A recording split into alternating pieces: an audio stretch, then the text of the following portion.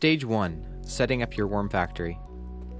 Your worm factory should include a base, a worm ladder, 4 trays, a lid, an instruction manual, a brick of core, worm bedding material, and an accessories kit, which include a hand rake, a thermometer, and a scraper.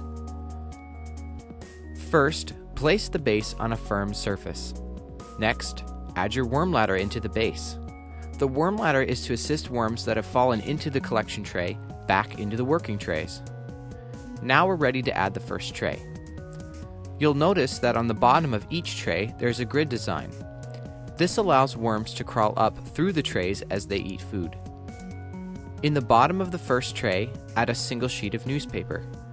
This is the only time you'll do this. Next, we need to create the bedding. To create the bedding, mix half a brick of core with 2 to 3 handfuls of shredded paper. Place this in the bottom of the tray. Before adding the worms, we're going to add 2 to 3 handfuls of kitchen scraps into the bedding. Add this into the corners of the tray. Now we're ready to add the worms. If worms didn't come with your order, you can locate worms at findworms.com. When adding worms, make sure to place them away from the food. You'll see that they've acclimated to their new environment when they move into and around the new food. To keep the top layer moist, we're going to add a thick sheet of wet newspaper. This helps to keep the worms feeding at the top. Our Worm Factory 360 is now set up, but finding the right location is very important. The largest consideration is temperature. The temperature should be between 40 and 80 degrees.